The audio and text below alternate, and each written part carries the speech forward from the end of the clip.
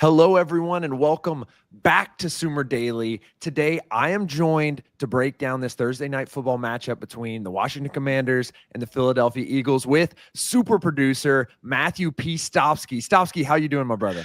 I'm good, man, even though that game was kind of a snoozer. It was certainly kind of a snooze fest. So we're going to start off as we start off all of our lives. What did you expect from this game? You know, you're an old-time NFC East fan. You've seen a lot of these Commanders and Eagles teams this year. What was kind of your expectation going in? Well, I did think it was going to be more offensive heavy, considering both these defenses have been kind of shaky, especially Washington, which we saw in the second half with a lot of explosive plays. So I thought we'd see like more of a 30s to 20s type matchup. Like when it was 7-3 for most of the game, it was surprising. So, but one offense did come alive. It was a brutal fourth quarter. Yeah, early on in the game, I was excited about both of the defensive performances. I think there were some standouts, particularly in the first half, but this was an interesting game in that it kind of just devolved into kind of a grind them out match. And so haters and appreciators, let's start out with the person who was grinding the most and not, doing what he needed to do. Jake Elliott, just a really poor game. Dude. And typically he's been a pretty good kicker. He just couldn't catch a break today. He almost missed another extra point to end the game. What was your kind of breakdown there, Stopsky? Did you know it's not good when the audience is clapping for an extra point? That's when you know it's gone bad. I think I put it in the notes. It's like, when did Jake Elliott start being a Giants kicker? Like, it was just it was rough.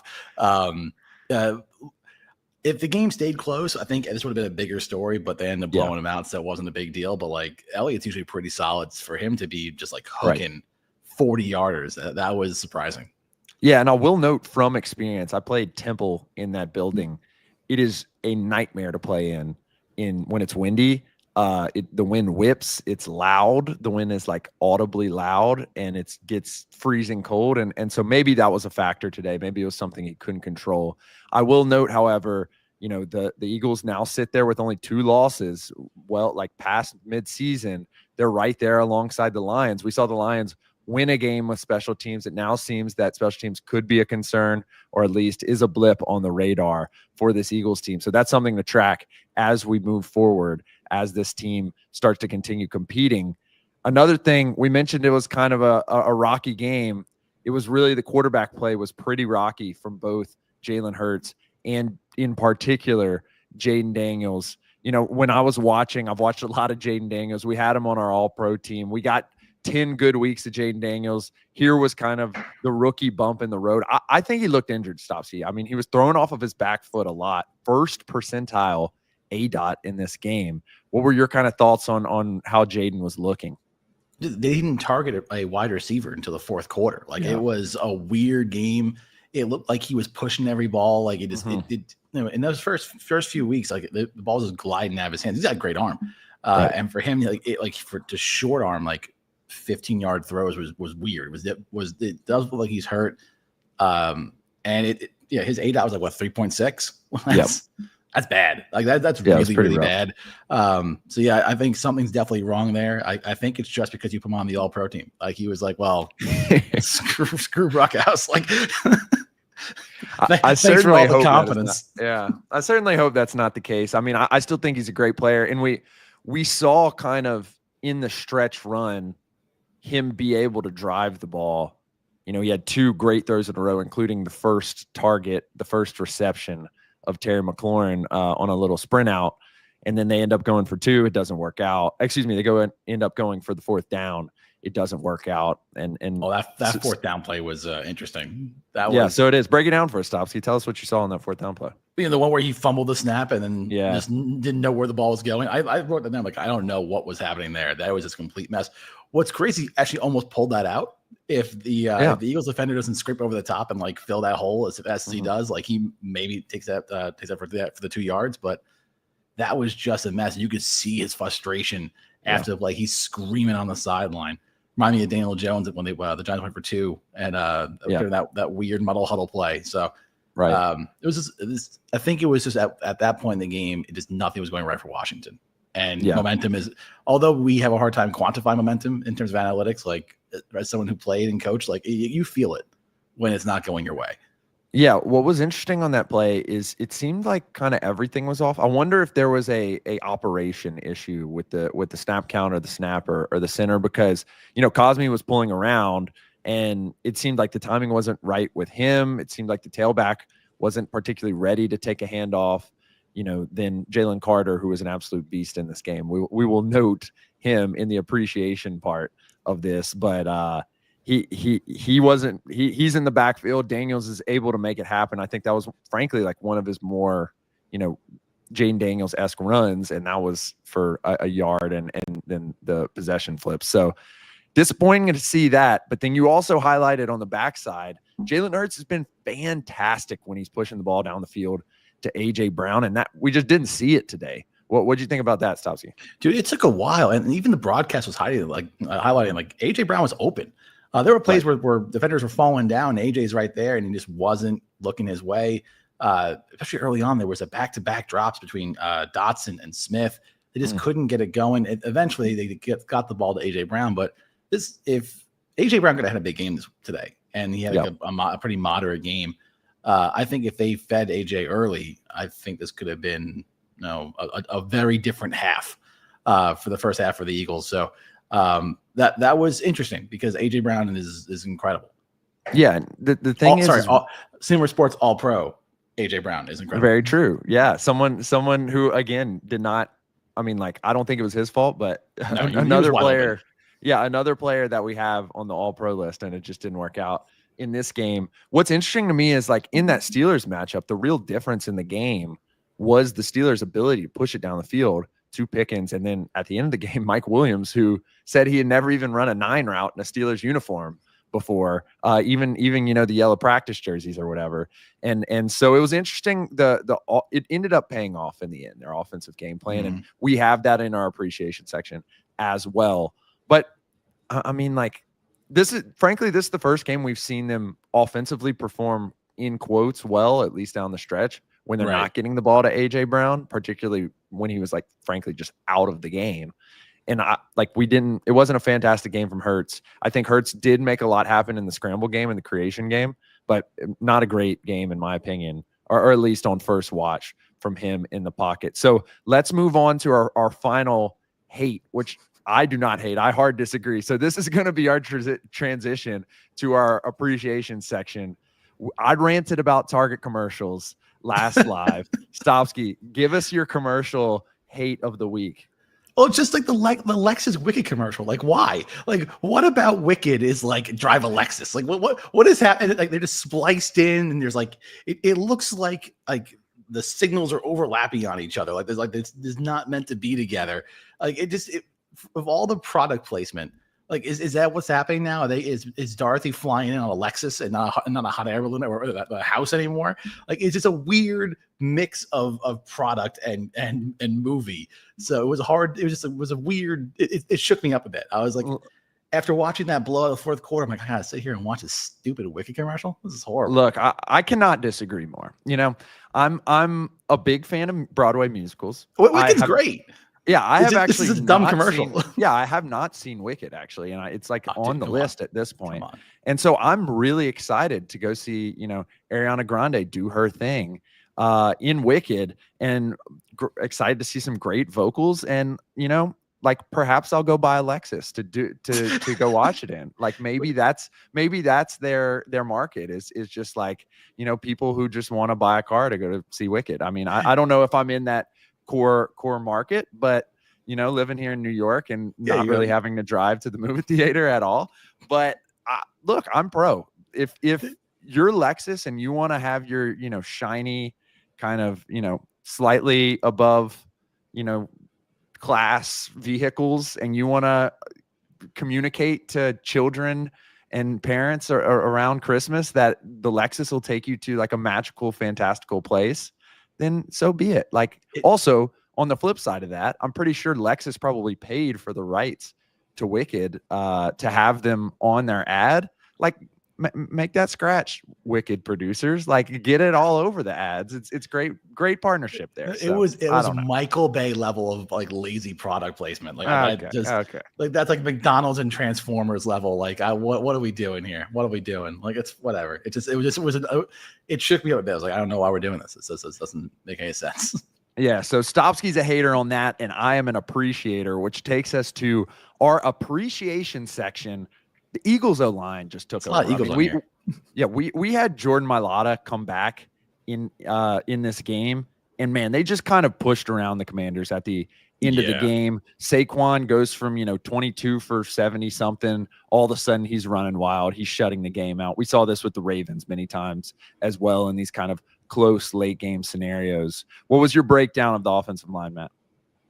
Yeah, I was interested to see how this offensive line was gonna work, especially with Mailata coming back. The one game I saw the Eagles this year when they came to the Giants, they were lacking both tackles, so I didn't get to see them fully, but they were still kicking the crap out of the Giants, so it wasn't like that big of a deal. But I was interested to see how they would move this Washington defensive line, which is not a bad defensive line, honestly, not as good since Jonathan Allen went out, but like not a bad defensive line, and they moved them, man. They were making consistent surge on the run game, like getting Barkley like 2, 3, 4 yards prior to contact pretty often, which is not good for Washington because they're like one of the worst teams after contact per carry. Right. So if they're already getting driven back 4 yards and they get up with other 3 or 4 yards after contact, like Barkley's going for a day, which he did. So this Eagles offensive line like made their money today because the passing game was not there. They just took it over and they won. Yeah, and it was clear they started feeling it too, even before they started pulling away on the big touchdown that Saquon Barkley had that kind of put the X on the game. Lane Johnson just gets a pretty standard kick out block, but you could tell he was feeling it. He hits that kickoff block and he just points towards the end zone. Saquon runs for a touchdown. If they can have that level of offensive line play, which we've seen them have year over year in the past, this is definitely a team to contend to, particularly if their defense is also playing well, which they have something like 11 turnovers in the past couple games. They've completely turned it around, especially from last year, but certainly since the beginning of the year, they've been performing very well against 11 personnel, a change. We saw Kingsbury and the Commanders kind of try to, flip that up and run a lot of pony package, a lot of 21, a little bit of 12 with Bates, I think his name is, and Ertz obviously out there. I'm really excited to see this all 22 and in particular Vic Fangio appreciator Sean Syed's breakdown of it, because it seemed as if their whole goal was to ensure that those special Jaden Daniels perimeter throws to Terry McLaurin were not a part of the game plan. Was that your kind of feel as well, Stopsky? Oh yeah, absolutely. And honestly, like my eyes when it came to the Eagles defense, like went straight to the interior. Like I knew that was going to be a day, and it was. I don't think either of the interior players got a sack, but they got pressures all day, and they definitely took away McLaurin. Like he wasn't targeted until the fourth quarter. Now, how much of that is just the defensive line just wreaking havoc where he can't get to that read? And he has to force it down to tight ends and running backs.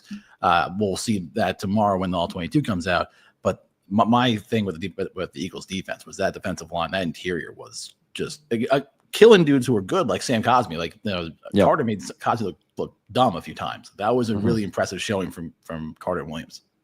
Yeah, Carter is ascending to a level, particularly for a guy his size, that is absolutely dominant, and he's absolutely dominant on like 3 downs, which is why they wanted him on their team, why they were sticking to consensus even though he was dropping due to off the field issues. And it's kind of turned out to be that, and particularly when they have on early downs both Davis and Carter in there, it causes absolute havoc. On the flip side of that, we did like some of the gap scheme runs that were going on. Oh, dude, the gap scheme was fantastic. Yeah, both the Eagles and the Commanders were pulling off some pretty cool gap scheme runs, and that's your bag, Stopsky. Let the people know about those gap scheme runs. Oh, dude, the same side counters, the old school power like that. Oh, dude, it was great. Like what? Honestly, for the first half, I felt like watching a high school game with all the gap scheme runs and like the QB runs and the screens. I'm like, I feel like I'm watching high school ball again, man. I feel like we're right back in it. But there is nothing sexier than a well-executed gap scheme run. Like that is my love language. Like if I was ever to get married again with my wife, like I hope she asks me like in her vows, it just hands it over a gap scheme run. Like, yes, absolutely, every single time. Like that is just gap scheme runs are the best. As someone who played wing tee and coached wing tee for a long time, like gap scheme runs. But I know I know I love it, but I know you love it too. Like this is not a single side love here with the gap scheme runs. Yeah, it was an immediate highlight when I was singing. It was also great to see Brian Robinson be marginally successful. It kind of got shut down at the end of the game, but I think the game state was in a certain position where, they were more running to kind of offset for the pass, to set up the pass in a certain degree. But his ability to stay smooth, particularly at the beginning of the game on those touchdown drives, was fantastic. I mean, he's really a revelation. I'm excited for him to get fully healthy now. And that seemed like the game plan. It seemed like it was working, at least for, the first half or so. And their plan was basically like, we know this team is fantastic against 11, particularly now that they moved Cooper DeJean into that nickelback position. We're going to try to get them in strange positions with Eckler coming out of the backfield and Eckler running the ball, and then Brian Robinson hitting on some of these gap scheme runs. And it was really exciting to watch. Would you agree with that, Matt? Oh, dude, absolutely. And big praise to both those backs, right? Robinson on that touchdown drive had just one of the nicest cutbacks and like just vision runs I've seen. Like there was an outside run. He just cuts it inside, almost gets it for a touchdown, then drives it in the next one. And then Eckler like carries a dude on a swing pass for like 15 yards. Like they were just driving their feet all game. Like Robinson's one of the best running backs after contact, along with Barkley. So we kind of knew we were going to see that. But like when the offense was clicking, it was when Eckler and Robinson were doing their thing. And then obviously when the hard part is like when that offense is only meant to work with Robinson and Eckler, like carrying the ball that much. It's if they're ahead, right? Once the Commanders' defense was getting gashed from Barkley, like you had to drop back and pass, and just obviously, like you said, like we talked about earlier on, Jay just didn't have it today. Yep. And so, talking about the Commanders' defense did get gashed, and I had Frankie Louvu on here. He had a fantastic first half, but as it kind of went on, it looked like Wagner and Louvu and some of those guys across the defensive line started getting tired. There were guys kind of going out of the screen on the broadcast, which you never really want to see. But one guy who did play really well is the rookie Mikey Sanders, still out of Michigan. Yeah. They're basically playing him on the outside now, which is like his bread and butter through his whole career at Michigan was, being that slot corner type of guy, really taking away the middle of the field. Especially now that Marshawn Lattimore is on the sideline, perhaps he comes back at some point. Do you think his kind of emergence as a outside cornerback for the Commanders team, he did a great job against A.J. Brown, did a great job against Devontae Smith. Do you think that could be a difference maker as they move on to the second half of the season? Oh, absolutely. Finding a corner that you feel confident in, right? I think you talked about it today on the Sirius XM opening drives about how coverage is a weak link system, right? And if you can continue just to add strong links to coverage, then that totally helps in the back end as you make a playoff push. The fact that he's able to man up Smith and Brown in the red zone where those guys can eat as a rookie, like that's impressive. That's really impressive. So I think him really coming into his own for this playoff run they're about to have, like that's really important for Washington.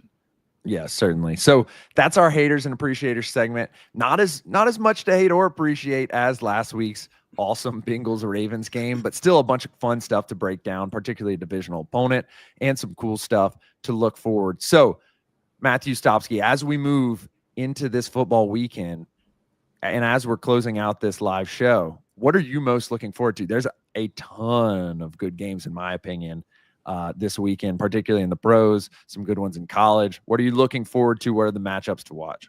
Dude, it's my bye week this week. So like I actually got a chance to sit on the couch, put my fat ass right there, get some wings and some beer and not move for 48 hours. I'm so happy.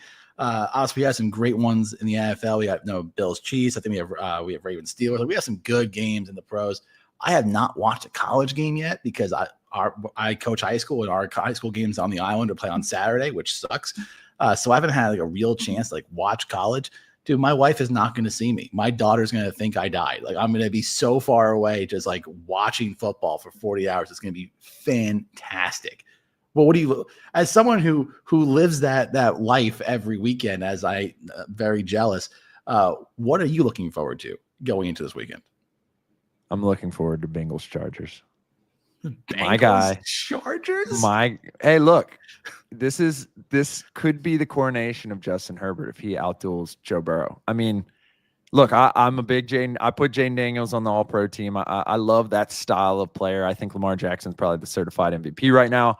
But I went on shows today and I said that Joe Burrow is underrated. Like, he's been playing fantastically. It does not show up in the record. Dive into that, because that got a response. Like, what do you mean he's underrated? Like, yeah, I feel like he's pretty rated. Like, what do you mean underrated? No, well, he's certainly rated, but I think that people like to. I mean, they highlighted it on the show out there in Kansas City, the program. Thank y'all for having me. Fantastic show that I really enjoyed being on. But I think the reason why he's underrated is people have kind of, especially this season, have kind of chalked him up to be like a guy, a big stats, like no finish guy. And like, frankly, he's finishing games. It's just like, you can only finish so much. I mean, they came back and really tried to even it up as closely as possible in that Ravens game. And he was getting pressured a ton, and he was stepping up over and over and over again and delivering passes to Jamar Chase. Like, right now, in terms of like what he's done this year, I think he's probably like, what, top 3? It's probably him, Lamar, and Josh Allen. Like, I can't think of anybody better, and I don't think anyone's really thinking of him in that, status in terms of what he's done descriptive, because their record is just not there. Yeah, it's horrible. Like, that's not his fault, dude. Like, Cam Taylor-Britt has been. You're not a big QB wins guy. That's not your thing. Look, I mean, I am, and at the end of the day, that's what it's about. But like, how much more can you do? Like, I mean, every game he's blowing it up. Every game Jamar Chase is getting the ball in perfect positions. And Mike McDaniel highlighted this a long time ago with Tua, and he's like these receivers are getting great yards after catch because Tua throws a yards after catch, like a lovely ball for that. Like, this is not just like a magical thing that is only on the wide receivers. And Burrow has done that this year. And even going down the list, like, when Higgins is out, he's throwing to Mike Gesicki, who has been on 3 teams at this point. He's throwing to Andre Yoshivas, the Princeton product. He's throwing to Jermaine Burton, who apparently was in a casino last week. Like, it doesn't even really want to be on the field. In Cincinnati? Because I've been in that casino. I know where he was. That's what the photos say. Look, I'm just saying what the photos appeared to lay out there. And then he's thrown to, like, name your tight end, like Drew Sample. Eric All obviously went down with injury. Drew Sample's not a pass catching tight end. They're bringing in some guys at any given point in time, like, and that's who it's been without Higgins there. And I think he's just been fantastic. And so I'm excited about that, but I'm more excited to see if the Justin Herbert is an absolute athlete and is allowed to run around and is healthy to run around, continues going, especially against the Bengals defense, which has not been very good. I'm looking forward to see if, with the limited pass catching options that he does have, if he is able to light it up on offense and the Harbaugh Chargers start getting rolling, as we've seen Harbaugh teams do, even back to, his early years with the 49ers in the NFL, when he brought Kaepernick in, all of a sudden they started rolling. I think that's in the cards for that game. I think a Bengals turnaround is in line for that game. I think maybe I'm hanging on too close to the Bengals. I know I hung out onto the Jets for too long. The Jets are KO'd in my mind. Maybe I'm holding on to the Bengals, but I've just loved how Joe Burrow has played this year. Were you a Herbert over Burrow guy in 2020, or were you a Burrow over Herbert? No, I mean, I stuck pretty close with Burrow being the top guy. I mean, I don't know how you could watch what they did. And again, like, now the book is like really out on Mario Cristobal and like the way that he has kind of ran his offenses. And I think that probably limited Herbert to a certain degree. But right, like, the things that Burrow was doing were so high level and so pro ready that I think it just mapped over pretty easily. And Herbert also like was a very pro-ready prospect, but even in terms of his athleticism and in terms of his ability to, create outside the pocket, that's kind of still a work in progress. And I think if we see that this year, he's certainly, like one of the best quarterbacks in the league. But for that reason, I was, pretty staunchly in Burrow's favor at that time. No, I get that. I was also in Burrow's favor. The Herbert stuff always gets me because, there was obviously Herbert went back to Oregon for that year, but in 2019 there was a shot he went to the Giants, and that would have been like amazing, but that didn't happen. Which, listen, that's just the way it is now. But that was one. So when I was at PFF, I used to work with Zach Robinson, and Zach, who's now the OC at Atlanta, and we were sitting down one day going through the quarterback film. And it was at this point, like it was being talked about, like Herbert might stay. And I was like, all right, listen, like if you were the Giants, Zach, like who would you take? He's like, I'd wait for Herbert. Like, just wait next year. Wait for Herbert. Which, yeah, there's a reason why he's not the coordinator in the league. Dude knows what he's talking about. Yep, dude knows what he's talking about. It's funny. Me and Sean Syed of the Stats and Scheme podcast, everyone, if you get a chance to go subscribe to that, go subscribe. They do fantastic work, and I will be appearing on that show for the next 2 weeks. We'll be doing some cool stuff. So we were discussing in deep detail last week whether, is Jaden Daniels the guy moving forward? Like, if you had to build a team from scratch, would you pick a guy like Jaden Daniels over Justin Herbert at this point in time? And I was like staunchly on my JD camp, just being like, he's able to create outside of the pocket. Like, I can't trust that Justin Herbert will be able to create. And then this week it's like completely flipped. Like, Justin Herbert, we saw it. It's like, yeah, we tasty. did. I mean, it's very tasty to see Justin Herbert running around, running design runs, and Harbaugh blowing through ad breaks when he's on radio shows, just, loving up on Justin Herbert. So it was a great week. So any last words to close the week off for the Sumer Daily audience, Matthew Stopsky? Yeah, I would say, just kind of talking about that, just touching on that, the Herbert versus Jaden thing. I always get really nervous when talking about quarterbacks in their rookie year and like getting too overhyped by a player. Like we've seen, people forget, right? Mac Jones, Pro Bowler Mac Jones, and now he's a backup in Jacksonville. Not that that's gonna be Jaden. Jaden is probably gonna have a great career, but like I always pull back when it comes to like how good or bad a rookie is. That's why all the Caleb Williams talk, I think, is bullshit. Like, just like let the guy breathe. It'll be all right. It's rookie year. Yeah, it's a tough life, and particularly as you go in that sophomore year, we've seen CJ Stroud have some struggles. So it's definitely tough to be a quarterback in the NFL nowadays. But he is Matthew Stopsky. He is the super producer for all of Sumer Sports Podcasts. He's doing the hard work to get it to y'all on time every single day, and I thank him very much for joining us today. Dude, my pleasure. Thanks for having me, Sam. So he's Matthew Stopsky. I am Sam Brookhouse, signing off from Sumer Sports. Thank you for listening so much. We will catch you next week.